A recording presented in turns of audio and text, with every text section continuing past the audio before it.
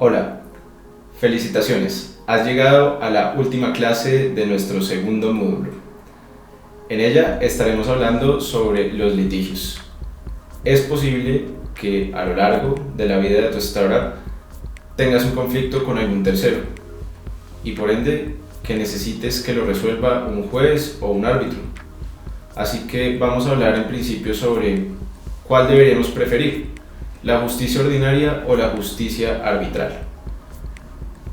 Pero, ¿qué es la justicia ordinaria y qué es la justicia arbitral? La ordinaria son básicamente los jueces de la República.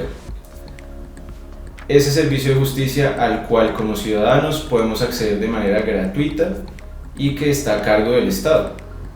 Allí existen sin número de jueces para temas civiles, mercantiles, laborales, de familia, entre muchos otros. La situación con la justicia ordinaria es que básicamente está colapsado el sistema judicial.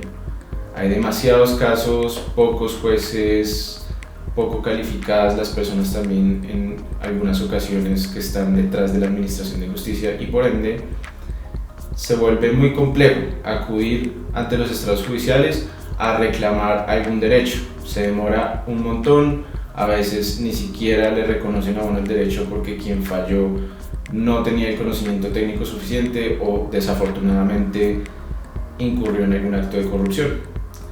Y como solución a estos problemas de congestión, corrupción y falta de conocimiento técnico en ciertas materias de los que adolece la justicia ordinaria, surgió la justicia arbitral en el marco de los métodos alternativos de solución de conflictos.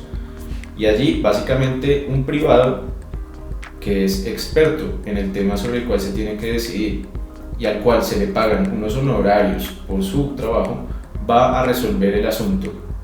Entonces, como verás, pues por un lado tenemos el mundo público, gratuito, demorado, no especializado, y por el otro lado el mundo de la resolución de los conflictos de una manera expedita, especializada, pero pues también costosa.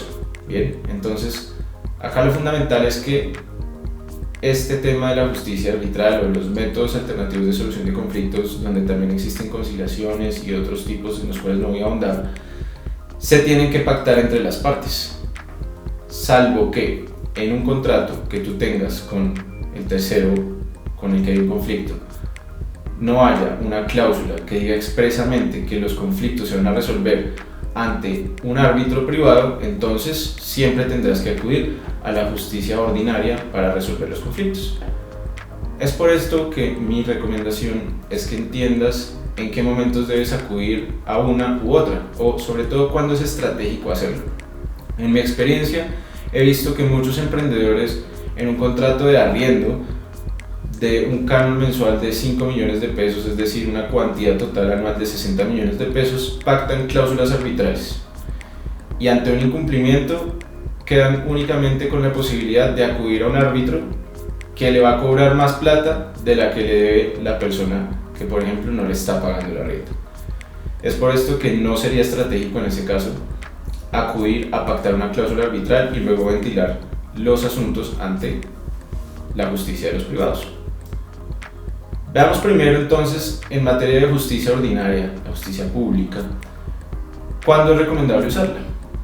Te lo recomiendo hacer cuando tengas que hacer un cobro ejecutivo de sumas que te deben y sobre las cuales tú tienes un título donde la obligación es clara, expresa y exigible y por ende puedes acudir directamente a un juez y decirle: pues tengo este documento que certifica que la obligación es ejecutable, la persona no me ha cumplido, por favor, líbrele el mandamiento de pago ejecutivo, embarguémosle sus cuentas y que me pague ese señor.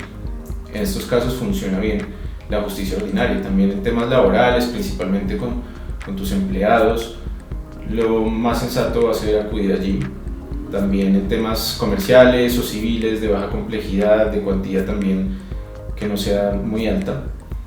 Y cuando existe también un juez ordinario, pero que es especializado principalmente a través de las superintendencias, como en la Superintendencia de Sociedades, te recomiendo que acudas allí a ventilar los conflictos societarios que puedas tener, o también en materia de propiedad intelectual o en materia de consumo o de derecho de la competencia, podrías acudir a la Superintendencia de Industria y Comercio, que tiene delegaturas especializadas para cada uno de estos asuntos.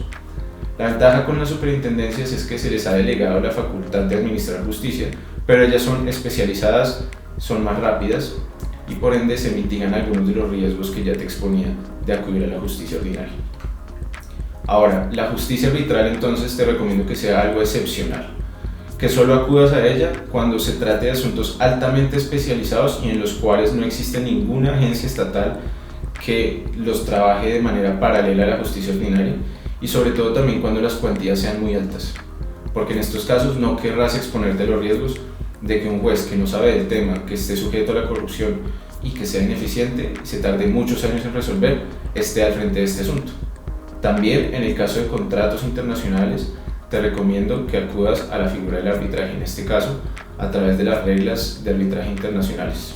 Así que, en conclusión, debes ser estratégico y pensar muy bien cuándo vas a incluir cláusulas compromisorias en tus contratos, porque por ello estarías obligado a acudir a la justicia privada para resolver tus conflictos.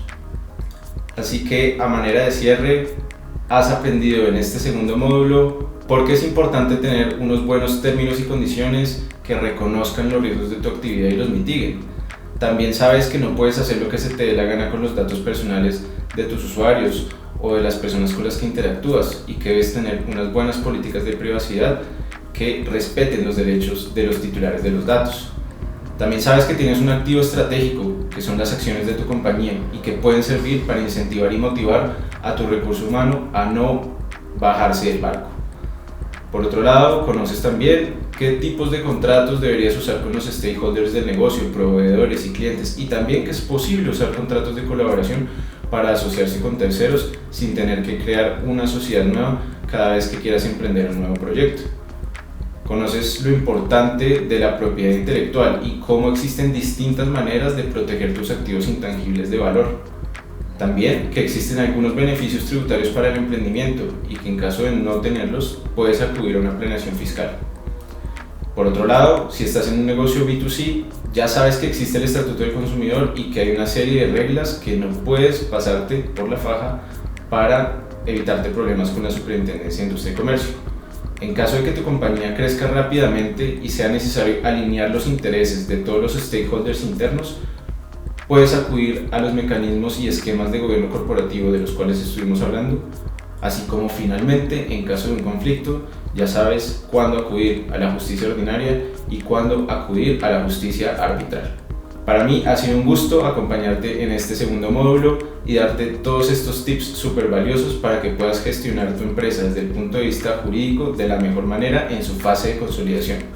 Ahora nos vemos en el tercer módulo, donde te enseñaré a hackear desde el punto de vista legal los últimos niveles para que tu emprendimiento llegue al infinito y más allá.